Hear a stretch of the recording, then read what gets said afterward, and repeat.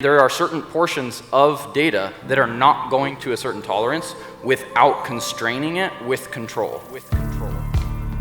As surveyors, we are very familiar with a term called error propagation and how quickly error can accumulate. I think the best way I can categorize it is that technology will never replace good practice and procedure. People that are coming into this industry and don't necessarily get that training, that feedback from professional land surveyors, professional engineers, they don't ask the right questions. It's important to just know what tool to use when. The scanner is not the end-all be-all to the surveying profession in any way. Neither is the drone. To go like with this random guy to like what, nail things in the ground? I guess I'll start, and then you get stuck, and then you find out there's more, and then you keep going, and that is the story of pretty much all surveyors. All right, guys, let's give a welcome to our land surveying panel this year.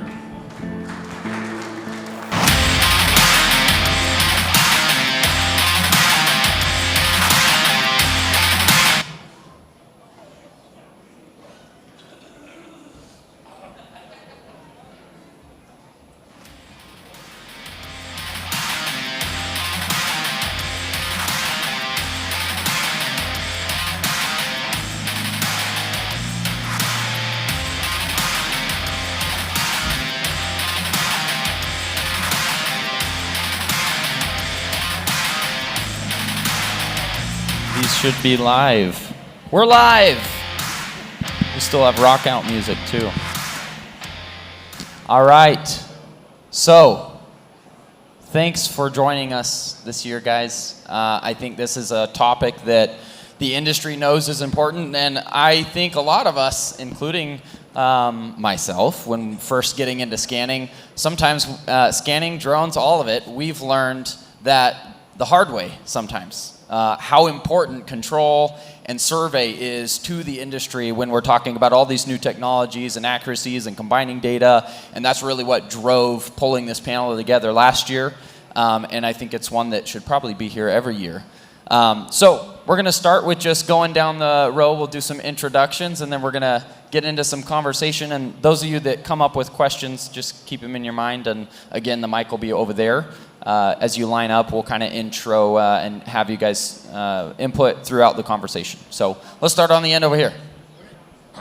All right, my name is Kent Groh. I'm a professional surveyor. I've been surveying for, I don't know, a little over 30 years at this point. Currently, I am the geomatics manager for a company called Alta, Arizona, located in Phoenix. And shameless plug, I am also the host of the Geoholics podcast. Which is definitely one you should listen to. Thank you. Hi, everybody. My name's Aaron Bird. I've been in the surveying industry for about 35 years now, so I'm one of the grandpas up here, I think. And just really embraced this reality capture technology about 10 years ago, and just been excited to be immersed in it ever since. Jeff Voorhees, licensed land surveyor. Our company's based in Los Angeles, California. I'm a third-generation surveyor, raising a fourth generation right now. I started when I was about 8 years old, but I've been licensed since 1999, and I love all the technologies. I finally was able to get into lidar scanning in 2016. We use a Faro scanner, and then recently have purchased Navis to add to our toolbox. I'm Dee Dee Schwacky. I'm running the Carolinas region for our survey group for Bowman. I've been in surveying for 22 years and hope to retire and die from it. I'm Dolly Carwile, president of McGillivray Company Surveyors and Mappers in Florida. I've been in the industry for about 20 years on both the public and the private side, also done some GIS mapping, so I've kind of been around a bit. Jim Kowalik, licensed land surveyor since 2008. Technology program manager for Bort Lawson out of Pennsylvania. Scanning, traditional surveying, drone work all falls underneath my group. Hi, my name is Matthew Bird, and I am related to this surveyor as well over here, if you didn't catch that. But, you know, apart from all this conference stuff, again, the way this started is being a part of a services company, starting Nexus 3D Consulting, and we started in the reality capture space and ended up being able to bring in and build our in-house survey team as well. So, this panel is not a selfish plug for me as a survey company. It's because we've seen the need and the difference between having it and not having it. So glad I could participate as well. Mike McEvely, I'm a licensed land surveyor from Tacoma. I work at an architectural, civil and structural engineering and land surveying firm. We got into scanning about 6 years ago, and just happy to be here and happy to participate in this. Awesome. So let's kick off the questions, the conversation. I'll start with a pretty basic one. From the survey community, from this wonderful group, why is surveying important to the reality capture technology?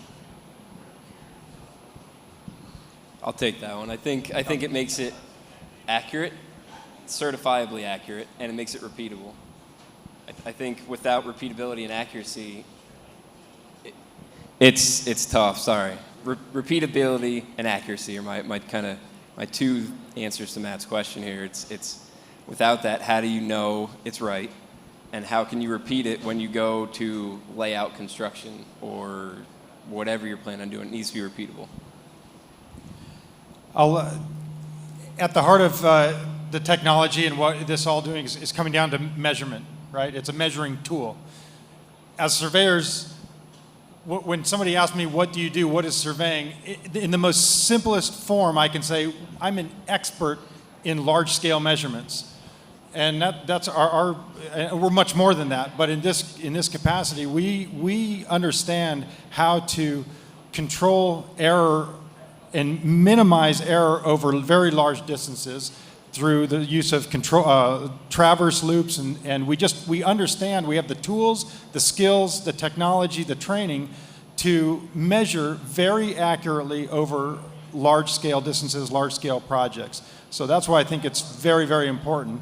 If you don't want to propagate error or error to drift or to grow, you need to control it with survey and people who know that and can certify to it. I think one of the things that we get a couple of terms mixed up in the industry, I think, and those two terms are precision and accuracy, right? We all know that these laser scanners are extremely precise in their measuring. They measure to the millimeter. They're extremely, extremely precise. So the only reason that you would want a land surveyor involved in a large-scale scanning project is that if you want that data to actually be accurate. There's a difference between precision and accuracy. Accuracy is where is that data in the overall project site, and how accurate are the different scan setups tied to each other, and a lot of that comes down to the target use and the control point layout and so forth, and how was that created? How was that error propagation handled? How was that adjustment done? Angularly and distance, compass rule adjustments or whatever you're using. How was that done to create a network of control points that all those individual scans are tied to for accuracy? Not necessarily the precise measurement, but the accuracy of it all as a whole. And I think that's that relative accuracy that you're talking about oftentimes starts when we're doing the boundary at the beginning of the project, and we're setting control for the topographic survey on the exterior of a build site. And as you move forward on the project, to have a surveyor handling the control, we don't have to do the scanning itself, but handling the control so that all of those elements fit together. Because if you get obviously a little shift in that scan data from the boundary data, from the exterior topographic data, obviously you're going to have trouble. I think it'll save time too, right? So if you have we have a lot of people in here that have big buildings to scan. You don't want to have to go from third floor to basement and scan your way down. If you have control on the third floor, you have your control on the basement. Things are going to kind of go into place as you go, and it's not just spend the extra day coming down 3 flights of steps, going to the basement. It saves some time. Yeah, and I think it's really important that we as professional surveyors, professional measurers, as was mentioned, to educate the people that are using this unbelievable technology that's insanely accurate, because in most cases, the folks that are using this equipment, they don't know what they don't know, and it's very fair to say that. And it's our job to take the time to educate not only our employees but our service providers, our customers, and everybody that's involved in the process. Well, in architecture, engineering, construction, the surveyor is generally the first person on the site at the beginning of a project, as you said, mentioning the establishment of boundaries.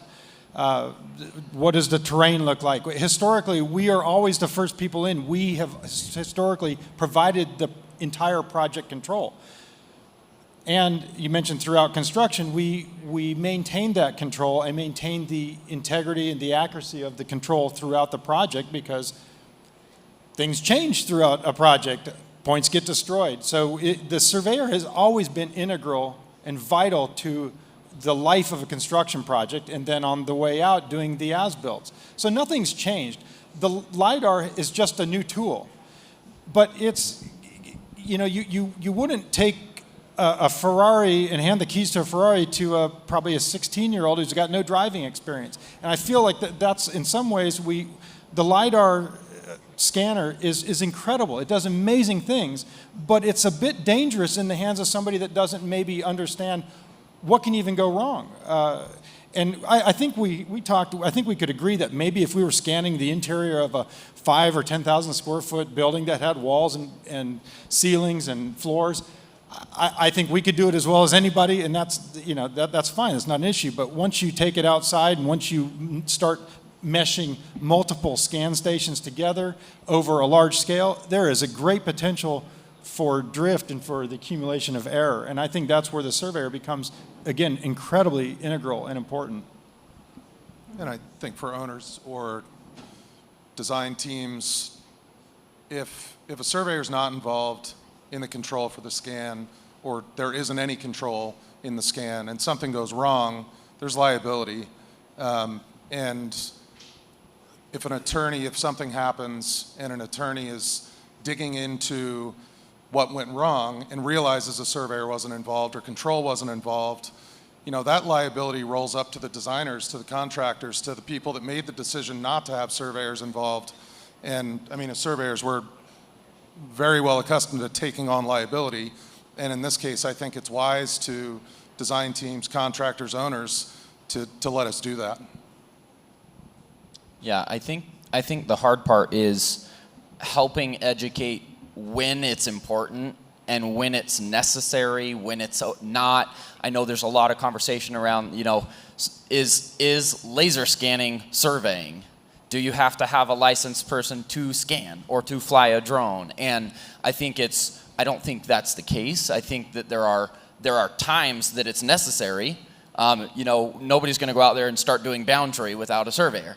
No, and then but where does the crossover happen for the companies that don't have surveyors? If you're scanning a property and there's a building and you're scanning the exterior and the client's asking for you to, do some drafting line work and turn that over, are we still good there? Are we not? When is it necessary, or when does that cross the line on surveying? I feel like that's really regulated by the municipalities. Because once you have a municipality that requires a survey in order to get the permit to begin with, you've immediately added control to the liability and to the entire process. And what are their standards? Are they going to accept it if it's out 1/10 of a foot? Or does it need to be just a couple millimeters? What are we building?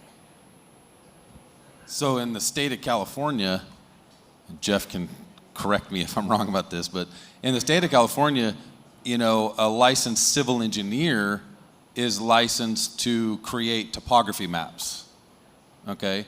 But if you're creating a topography map that displays the contours or other fixed features on the surface of the earth in California, minimum you have to have a registered civil engineer license or a licensed land surveyor's license. Now, if you're just doing that for yourself and you're not providing that service for payment to the general public, you might be fine. But if you're providing that service to the general public in a way like you're flying a drone and you're using some piece of software to create contours and you're delivering that to somebody, in the state of California, you minimum have to have a registered civil engineer license to do that. I think it has a lot to do with how your state regulates it, first of all, but what is the product that you're trying to sell? Are you trying to sell accuracy, or are you just trying to sell a pretty picture? And there is a big difference between those two. So knowing what your state regulations are and staying within those boundaries so you don't get your hands slapped, but knowing what the product is, educating your client as to what the product is and the accuracy that they can anticipate from that, and then just being upfront about what it is you are selling versus if you have a surveyor involved in what the product is. Yeah, but I think it's important to know, just for kind of the public here, that every state is different. Like we've mentioned, we have California, we have South Carolina. Every state has different regulations, and they usually draw the line at control. If you want to set control, you need some sort of licensed surveyor on there. A lot of states go further. I know Florida's one of them that go a little further, but just know it's different per state. Look at your regulations and know where that line is drawn. In listening to some of the presentations yesterday, and even this morning, I heard what come up a few times, people doing the scanning and then maybe sending it to other departments, and the question coming up, well, how can I trust it? How can I trust it? And I heard the term data integrity, I heard fidelity, I heard all of these terms, and that's a valid question. I mean, you're providing a service, you're handing a data set over to somebody, it's okay for them to ask, how can I trust it? I did a survey that required very high order of accuracy recently, handed it to the client, and it was going to get him out of a major liability. And the first question to me, he loved the product, he said, that's beautiful, how accurate is it? I didn't have to stutter and stammer and go back to somebody else. I told him with absolute certainty, I said, you won't find one elevation, you won't find any spot on that deck that's out more than 1/100th of a foot. And I knew that because on top of doing my scanning, I took my total station and I ran about 60 or 70 points on the deck, and I didn't find anything out more than 1/100th, and mostly within a 1/2 So I was very confident. And that's what surveying provides to this industry, is a measure of confidence. I don't have to question. When I send a product out of my office that's got my seal on it, I can certify that every data point in there is within a certain tolerance of a 1/4 inch, 1/2 inch, whatever it is. But it's certifiable. Not only we've talked about survey control, and yes, those are points on the ground we're going to check with our scanner. But as a surveyor, I'm a belts and suspenders guy. I'm taking measurements on building corners. I'm shooting everything, because when I get back to the office and process the data and register the scans, the next thing I tell my staff is, plot the points. I want to see the survey points, and I want to see those survey dots land on top of the scan dots. And if I'm not happy, we don't send it out. So I can't imagine scanning without it. And I think it's important for us to just bring that conversation up to the others that may think, hey, I love the scanning, but do I need survey control? For me, it's an emphatic yes. But yeah, and I think, I think, like you was mentioned before, is people don't know what they don't know. And I've seen a lot of these tools. I mean, I've historically used Faro scanners, we have Leica scanners, we have the Naviz, and so getting to use the different tools, go through the registration process of such a variety of jobs, from scanning a house, scanning 1 million square foot, scanning 3 million square feet, looking at doing it with control and doing it without control, and actually seeing what that data does in the registration process. If you don't have that control, or you've never done that process, you don't even know that that's an option or why you would need it, you wouldn't have known that your building is sitting like this a little bit. Your building's tilted in the point cloud. If you didn't have the control to snap that to and you see it flatten back out, you wouldn't have known, because even the registration softwares, they can't tell you that. And many of us know that. We use the scanners, we love them, but sometimes even the reports are like, yeah, this data looks good. You slice the data and you see there's 2 floors and there's 7 walls, and you're like, wait a minute, the report, I thought it was good, and that report is doing the best it can. I'm not the data scientist creating how that report is created, but I think it is checking certain things, scan to scan, it's checking links, but what's the overall outcome of that fully registered data set? And depending on how many scans you have, if it's multi-level, if it's very linear, at what point are we seeing it actually have errors that we don't know? I think some of the most dangerous things that some of the software vendors are putting out are UCS based on a certain point, right? Like you could click this floor and you think it's flat here, but you go 200 feet over, and now your building is like you said, it's tilted, right? So like, how do you know besides looking at it? And I mean, something else I think that needs to be brought up is these equipment sales folks. They need to be checked just a little bit. And again, not knowing what they don't know. I've heard, some people say something like, do you need survey control? No, you don't need survey control because you're basically doing a 1,000,000-point calibration as you go. Well, that's not exactly true, but that's just, again, them not quite understanding the importance of the control, the ground truthing. I've heard that mentioned in a couple other presentations, which was great to hear. So there's just so many reasons. Not every single scan or reality capture project needs survey control. It depends, in my opinion, on the deliverable, what the requirements are. If your tolerances are plus or minus a foot or whatever, that's different than if your tolerances are plus or minus a couple hundreds. Yeah, I think it goes back to the comment that's been made throughout the event is like the right tool for the job. Exactly. And same with the right tool for the job, it's the right process for the job. Yes. Not every job needs this tool, not every job needs survey, but there has to be more education and understanding of like, how do we even incorporate the survey control if you're using which scanner? What scanner are you using? How do you incorporate it? When do you need to? Because that's the type of calls we get all the time trying to educate. And there's been, 7, 6, 20, 25 conversations just this week at this conference of people who are like, we really need to do a call after this. Like we are scanning, we are doing this registration, but like we're trying to figure out how do we tighten it up? Or how do we, and again, no hard feelings. The software sales guys, the hardware sales guys, they're doing their job, there's a sales guy, but there isn't enough knowledge going out when someone says, here's this scanner, press this button and walk. There's a lot more that you have to know if you're doing a certain type or size of a job. Well, and I'll tack on to that as well here, is that no matter whether your tolerance is 1 inch or 2 inches or a 1/4 inch, at the end of the day, unless there's survey involved in that project, how are you ever going to tell your client what the accuracy of that point cloud is? I mean, and that's an honest question. I would love to hear, how do you know? And I would venture to say from some bit of experience that honestly, you don't know. And I don't mean that to be sarcastic or arrogant or anything. I would just say that you just don't know. But the report said it was good. The lights were green, I Yeah, know. I had a green chart. It was perfect. I know. Everything was green. And I think it just comes back to that question. No matter what, let's say you're on a project that is the VLX is great for you. We only need to be within 2 inches. They just want everything within 2 inches. Well, when you're done scanning that project, how do you know that it's within 2 inches of anything?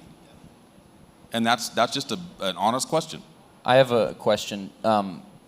You guys have done a lot of projects. People up here using a lot of different tools.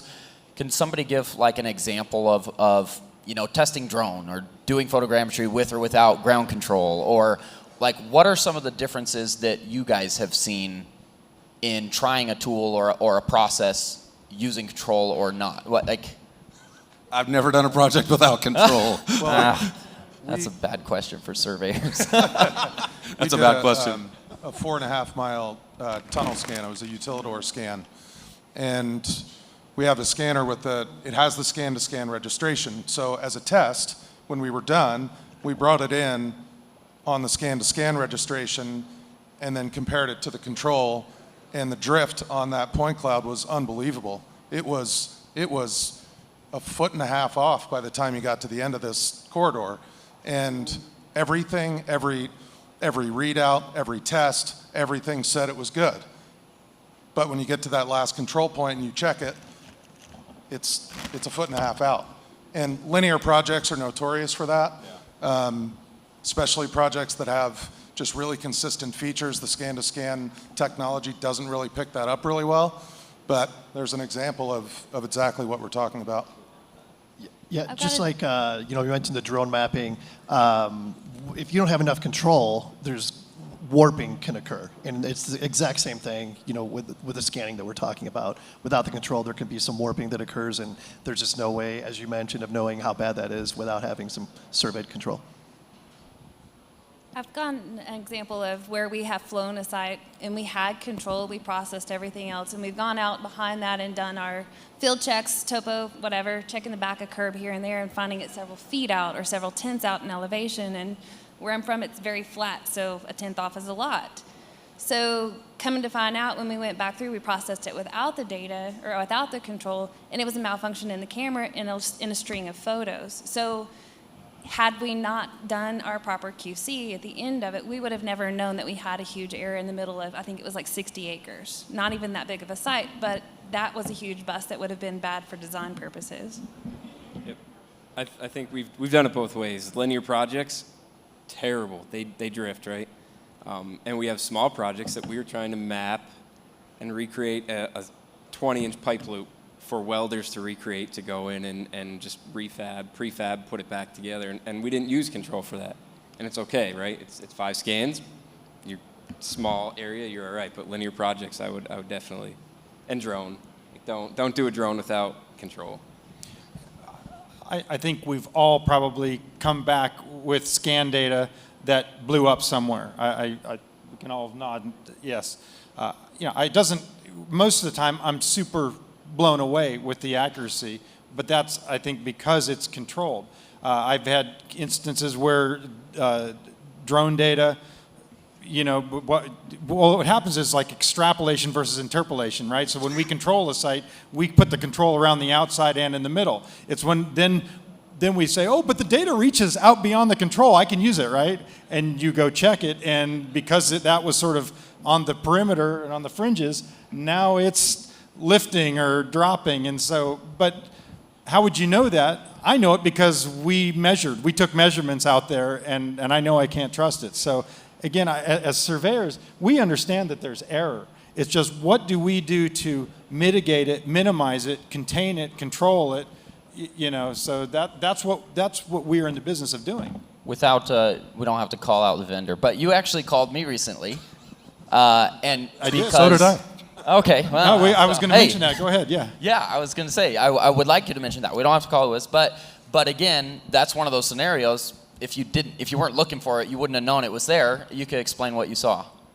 We did a measurement on a deck, and when we got the data back to the office, the best way I can describe it is it was like a tear in the data, almost like if you consider the point cloud is just a flat sheet, like it was just torn and like lifted, and one half of the data was, an inch above the other half of the data.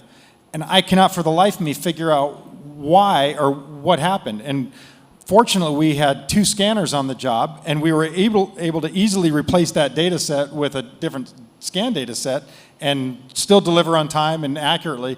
But I still have no idea why that happened. And it was well controlled, but that was just I'm going to call it an equipment malfunction. I don't think it was a survey malfunction. The sensors, I mean, maybe the tilt sensor went weird on us. But how do you know? These things happen. This is just life. But my comfort level comes from the fact that, again, belts and suspenders. I scan it, I survey it, I control it, and I do redundant checks on the data. So at the end of the day, I know when I hand that over to the client, you can trust this. And you were going to do floor flatness with that. It wouldn't have been good if you didn't find the inch difference in the data. That's important. Yeah, I don't want to give away too much. We're going to come out with a study or something on that. So. I think it's important to say that happens in all of our instrumentation, though. We're not picking on one industry, one thing, whatever. All of our robots, everything else that we use, has its own set of error in it. And the point of us doing our QC and our proper checks and going over that data is to make sure any instrument we use is being accurate and what we're providing is good data.